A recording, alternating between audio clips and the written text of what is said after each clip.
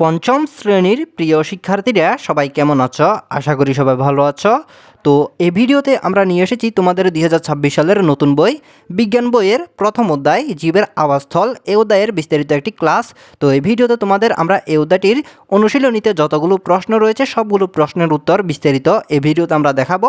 তো এরকম আমাদের এই চ্যানেলে তোমাদের বিজ্ঞানের যতগুলো অধ্যায় রয়েছে সবগুলো অধ্যায়ের অনুশীলনীতে যতগুলো প্রশ্ন রয়েছে সবগুলো প্রশ্নের বিস্তারিত উত্তর সহ বিস্তারিত ক্লাস আমাদের এই চ্যানেলে আপলোড করা হবে। সেগুলো পাওয়ার জন্য তোমাদের জাস্ট আমাদের এই চ্যানেলটি সাবস্ক্রাইব করে রাখতে হবে।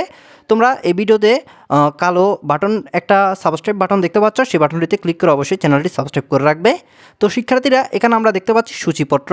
এখানে অধ্যায় 1 জীবের আবাসস্থল, এটি রয়েছে 1 থেকে 10 পৃষ্ঠা পর্যন্ত। তো এখন আমি তোমাদের 10 পৃষ্ঠার অনুশীলনীতে যে প্রশ্নগুলো রয়েছে সবগুলো প্রশ্নের উত্তর এখন আমি তোমাদের দেখাবো। তো এখানে তোমরা দেখতে পাচ্ছ অন্যান্য অধ্যায়গুলো তোমরা দেখতে পাচ্ছ। তো সেমভাবে তোমাদের এরকম আমরা অন্যান্য অধ্যায়ের প্রশ্নগুলোর উত্তরও দেখাবো। আশা করি বুঝতে পেরেছ। তো শিক্ষার্থীরা, আমরা ধীরে ধীরে নিচে স্ক্রল করে তোমাদের জীবের আবাসস্থল এই অধ্যায়ের অনুশীলনীতে যাই। অনুশীলনীর প্রশ্নগুলো আমরা দেখি। তো শিক্ষার্থীরা, আমরা এখানে দেখতে পাচ্ছি অনুশীলনী। তো এখানে অনুশীলনীতে আমরা বেশ কিছু প্রশ্ন দেখতে পাচ্ছি। এখন আমরা এগুলোর উত্তর দেখব। তো এখানে 1 নাম্বার রয়েছে সঠিক উত্তরে টিক চিহ্ন দাও। তো এগুলোকে এমসিকিউ বলে। তো এখন আমরা তোমাদের সঠিক উত্তরগুলোর উত্তর দেখব। এখানে ক নাম্বার, জলজ উদ্ভিদের অনন্য বৈশিষ্ট্য কোনটি? তো এখানে ক নাম্বার প্রশ্নের উত্তর হবে বায়ুকুঠুরি। তো এখানে বলা হয়েছে যেটি সঠিক সেখানে টিক চিহ্ন দেওয়ার জন্য। তো এখানে সঠিক উত্তর হবে বায়ুকুঠুরি। এরপর খ নাম্বার, মাংসাশী প্রাণীর প্রধান বৈশিষ্ট্য কোনটি? তো এখানে খ নাম্বার প্রশ্নের উত্তর হবে তীক্ষ্ণ দাঁত। তো এখানে আমরা এটাতে একটা টিক চিহ্ন দিলাম, উত্তর হবে তীক্ষ্ণ দাঁত। এরপর গ নাম্বার, শ্বাসমূল কোন উদ্ভিদে পাওয়া যায়? তো এটির উত্তর হবে সুন্দরী। তো এখানে আমরা সুন্দরীতে একটা টিক চিহ্ন দিলাম, সঠিক উত্তর হবে সুন্দরী। তো শিক্ষার্থীরা, এখানে তোমরা ক, খ, গ এই তিনটার উত্তর এখানে দেখতে পাচ্ছ। তো এগুলোর উত্তর হবে এভাবে। আশা করি একের উত্তর দেখেছ। এরপর 2 নম্বরে শূন্যস্থান পূরণ। এখন আমি তোমাদের শূন্যস্থান পূরণের উত্তরগুলো দেখাবো। এখানে বলা হয়েছে নিচের শব্দগুলো থেকে সঠিক শব্দ নিয়ে শূন্যস্থান পূরণ করো। তো এখানে আমরা নিচের শব্দগুলো দেখতে পাচ্ছি বায়ুথলি, চর্বি স্তর, ফার্ন, বায়ুকুঠুরি, মাছ। তো এই শব্দগুলো দিয়ে আমাদের শূন্যস্থান পূরণ করতে হবে 3টা। এখানে ক নাম্বার, জলজ উদ্ভিদকে পানিতে বেঁচে থাকতে সাহায্য করে। তো শিক্ষার্থীরা, এখানে আমরা ক নাম্বার প্রশ্নে ড্যাশ দেখতে পাচ্ছি, জলজ উদ্ভিদকে পানিতে বেঁচে থাকতে সাহায্য করে ড্যাশ। তো এখানে খালি জায়গায় কী বসবে আমরা বিস্তারিত উত্তর তোমাদের কিছুক্ষণের মধ্যে দেখাচ্ছি। এরপর খ নাম্বার, তীব্র ঠান্ডায় প্রাণীর দেহকে গরম রাখে। তো এখানে খালি জায়গায় কী বসবে আমরা তোমাদের কিছুক্ষণের মধ্যে দেখাচ্ছি। এরপর গ নাম্বার, ছায়াযুক্ত স্থানের একটি উদ্ভিদ হলো। তো এখানে আমরা খালি জায়গা দেখতে পাচ্ছি। তো এখানে 2 নম্বরের ক, খ, গ এই 3টা প্রশ্নের উত্তর কী হবে এখন আমি তোমাদের দেখাচ্ছি। তো শিক্ষার্থীরা, এখানে আমরা 2 নম্বর প্রশ্নের উত্তর দেখতে পাচ্ছি, নিচের শব্দগুলো থেকে সঠিক শব্দ দিয়ে শূন্যস্থান পূরণ করো। তো এখানে আমরা ক নাম্বার দেখতে পাচ্ছি, জলজ উদ্ভিদকে পানিতে ভেসে থাকতে সাহায্য করে বায়ুকুঠুরি। তো এখানে খালি জায়গায় বসবে বায়ুকুঠুরি। এরপর খ নাম্বার, তীব্র ঠান্ডায় প্রাণীর দেহকে গরম রাখে চর্বি স্তর। তো এখানে খালি জায়গায় বসবে চর্বি স্তর। এরপর গ নাম্বার, ছায়াযুক্ত স্থানের একটি উদ্ভিদ হলো ফার্ন। তো এখানে খালি জায়গায় বসবে ফার্ন। তো শিক্ষার্থীরা, এখানে শূন্যস্থানগুলোর কোন জায়গায় কী বসবে আশা করি বুঝতে পেরেছ। তো আমাদের 2 নম্বর প্রশ্নের উত্তর দেখা হলো। এরপর আমরা 3 নম্বর প্রশ্নে যাই। তো এখানে আমরা 3 নম্বর প্রশ্নে দেখতে পাচ্ছি সংক্ষিপ্ত উত্তর প্রশ্ন। তো এখানে আমাদের সংক্ষিপ্ত উত্তর প্রশ্নের উত্তর দিতে হবে।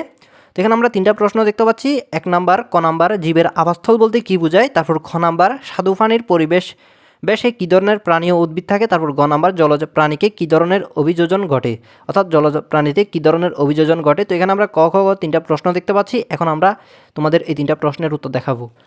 তো শিক্ষার্থীরা, এখানে আমরা 3 নম্বরের সংক্ষিপ্ত উত্তর প্রশ্নেরগুলোর উত্তর দেখতে পাচ্ছি। তো এখানে আমাদের ক নাম্বার প্রশ্ন, জীবের আবাসস্থল বলতে কী বোঝায়? তো ক নাম্বার প্রশ্নের উত্তর, কোনো জীব প্রকৃতির যে বিশেষ স্থানে বাস করে এবং সেখান থেকে তার প্রয়োজনীয় খাদ্য, পানি ও আশ্রয় পায় তাকে ওই জীবের আবাসস্থল বলে। যেমন মাছের আবাসস্থল হলো পানি। তো শিক্ষার্থীরা, এটি ছিল ক নাম্বার এবং ক নাম্বার প্রশ্নের উত্তর। এরপর খ নাম্বার, স্বাদু পানির পরিবেশে কী ধরনের প্রাণী ও উদ্ভিদ থাকে? তো এই প্রশ্নের উত্তর হলো স্বাদু পানির অর্থাৎ পুকুর, নদী বা হ্রদ ইত্যাদি এগুলো আর কি। এইসব পরিবেশে শাপলা, কচুরিপানা, শ্যাওলার মতো উদ্ভিদ এবং রুই, কাতলা, পাঙ্গাস মাছ ও বিভিন্ন ধরনের জলজ পোকা বা ব্যাঙ বাস করে। তো শিক্ষার্থীরা, এটি ছিল খ নাম্বার এবং খ নাম্বার প্রশ্নের উত্তর। এরপর গ নাম্বার। তো গ নাম্বার প্রশ্নটি, জলজ প্রাণীতে কী ধরনের অভিযোজন ঘটে? তো গ নাম্বার প্রশ্নের উত্তর, জলজ প্রাণীরা পানিতে টিকে থাকার জন্য বিশেষ বৈশিষ্ট্য লাভ করে। যেমন মাছের ফুলকা থাকে যা দিয়ে তারা পানির নিচে শ্বাস নিতে পারে এবং এদের পাখনা থাকে যা তাদের সাঁতার কাটতে সাহায্য করে। তো শিক্ষার্থীরা এটি ছিল গ নাম্বার প্রশ্ন এবং ঘ নাম্বার প্রশ্নের উত্তর। তো এখানে আমাদের মোটামুটি তোমাদের 3 নাম্বার প্রশ্নের সংক্ষিপ্ত উত্তর প্রশ্নের 3টা প্রশ্নের উত্তর এখানে আমাদের দেখা হলো। তো শিক্ষার্থীরা এরপর আমরা এর পরবর্তী প্রশ্নে যাই। তো শিক্ষার্থীরা এরপর এখানে আমরা 4 নাম্বারে দেখতে পাচ্ছি বর্ণনামূলক উত্তর প্রশ্ন। তো এখানে আমরা 3টা প্রশ্ন দেখতে পাচ্ছি। ক নাম্বার স্থলজ উদ্ভিদ ও প্রাণীর বৈশিষ্ট্যগুলো কি কি। এরপর খ নাম্বার জলজ পরিবেশের উদ্ভিদ ও প্রাণীর বৈশিষ্ট্যগুলো উল্লেখ করি। এরপর গ নাম্বার সামুদ্রিক পরিবেশের প্রাণীদের অভিযোজনের ক্ষেত্রগুলো কি কি উদাহরণসহ ব্যাখ্যা করি। তো শিক্ষার্থীরা এখানে আমরা 4 নাম্বারে 3টা বর্ণনামূলক প্রশ্ন দেখতে পাচ্ছি। এখন আমি তোমাদের এই 3টা বর্ণনামূলক প্রশ্নের বিস্তারিত উত্তর দেখাবো। তো শিক্ষার্থীরা এখানে আমরা ক নাম্বার প্রশ্নের উত্তর দেখতে পাচ্ছি স্থলজ উদ্ভিদ ও প্রাণীর বৈশিষ্ট্যগুলো কি কি। তো এখানে আমরা উত্তরগুলো দেখতে পাচ্ছি। স্থলজ উদ্ভিদ এরা মাটিতে জন্মে এবং মাটির উপর বড় হয়। এদের মূল বা শিকড় মাটির গভীরে যায় যাতে মাটি থেকে পানি শোষণ করতে পারে। এরপর এদের কাণ্ড সাধারণত শক্ত ও মজবুত হয়, যেমন আম, জাম, কাঁঠাল গাছ ইত্যাদি। এরপর স্থলজ প্রাণী এরা ডাঙায় বা স্থলভাগে বাস করে। এরা চলাচলের জন্য সাধারণত ফা ব্যবহার করে। এরা ফুসফুসের সাহায্যে শ্বাস গ্রহণ করে, যেমন গরু, মানুষ, বাঘ। তো শিক্ষার্থীরা এখানে আমরা স্থলজ উদ্ভিদ ও প্রাণীর বৈশিষ্ট্যগুলো এখানে বিস্তারিত আমরা দেখলাম। তো শিক্ষার্থীরা এখানে আমাদের বর্ণনামূলক প্রশ্নের ক নাম্বার প্রশ্নটি এবং সেটির উত্তর দেখলাম। এরপর আমরা খ নাম্বার প্রশ্ন এবং সেটির উত্তর দেখি।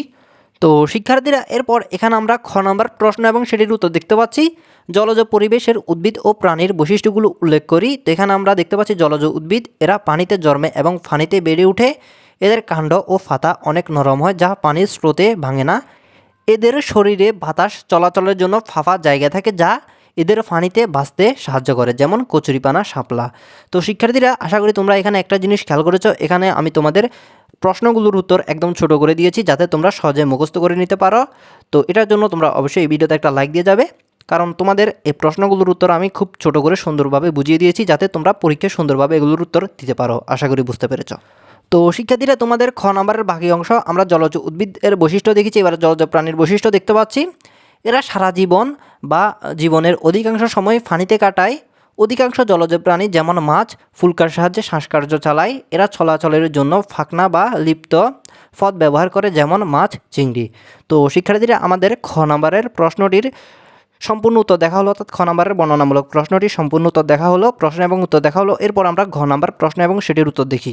তো শিক্ষার্থীরা এখানে আমরা ঘ নাম্বার প্রশ্নটি দেখতে পাচ্ছি সামুদ্রিক পরিবেশের প্রাণীদের অভিযোজনের ক্ষেত্রগুলো কি কি উদাহরণসহ ব্যাখ্যা করো। তো এখানে আমরা ঘ নাম্বার প্রশ্নের উত্তর দেখতে পাচ্ছি সমুদ্রের লবণাক্ত পানি এবং প্রতিকূল পরিবেশে টিকে থাকাই হলো সামুদ্রিক প্রাণীদের অভিযোজন। এর প্রধান ক্ষেত্রগুলো হলো 1 শ্বাসকার্য। মাছ ফুলকার সাহায্যে পানিতে শ্বাস নেয়, তবে তিমি বা ডলফিন ফুসফুসের মাধ্যমে শ্বাস নিতে পানির উপরে ভেসে ওঠে। তারপর 2 চলাচল। সমুদ্রের ঢেউয়ের সাথে তাল মিলিয়ে চলার জন্য মাছের ফাঁকনা বা এবং কচ্ছপের ফ্লিপার, হাঁসের ফাঁয়ের মতো অঙ্গ ইত্যাদি থাকে। তারপর 3 নাম্বার লবণাক্ততা। সমুদ্রের পানি অনেক লবণাক্ত, তাই সামুদ্রিক প্রাণীদের ত্বক ও শরীর এমনভাবে তৈরি যা অতিরিক্ত লবণ সহ্য করতে পারে। এরপর 4 নাম্বার আত্মরক্ষা। সমুদ্রের অনেক প্রাণী গায়ের রং পরিবর্তন করে বা ছদ্মবেশ ধরে শত্রুর হাত থেকে বাঁচে, যেমন অক্টোপাস। তো শিক্ষার্থীরা এটি ছিল তোমাদের গ নাম্বার প্রশ্ন এবং সেটির উত্তর। তো এখানে আমাদের মোটামুটি তোমাদের 3টি বর্ণনামূলক প্রশ্ন এবং সেগুলোর উত্তর দেখা হলো। তো মোটামুটি আমাদের সবগুলো প্রশ্ন এবং সেগুলোর উত্তর দেখা হলো। তো এটি ছিল তোমাদের বিজ্ঞানের প্রথম ক্লাস। তো এই ক্লাসে আমরা তোমাদের জীবের আবাসস্থল এই অধ্যায়টার অনুশীলনীতে যতগুলো প্রশ্ন রয়েছে সবগুলো প্রশ্নের উত্তর বিস্তারিত তোমাদের বুঝিয়ে দিয়েছি। তো এর পরের ভিডিওতে আমরা এভাবে তোমাদের এরকম সকল বিষয়ের এরকম বিস্তারিত ক্লাস নিয়ে আসবো। সেগুলো পাওয়ার জন্য তোমাদের আমাদের এই চ্যানেলটি সাবস্ক্রাইব করে নোটিফিকেশন অন করে রাখতে হবে। তো শিক্ষার্থীরা ভিডিওটি ভালো লাগলে অবশ্যই ভিডিওতে একটি লাইক দিয়ে যাবে। তো সবাই ভালো থাকবে, সুস্থ থাকবে। আল্লাহ হাফেজ।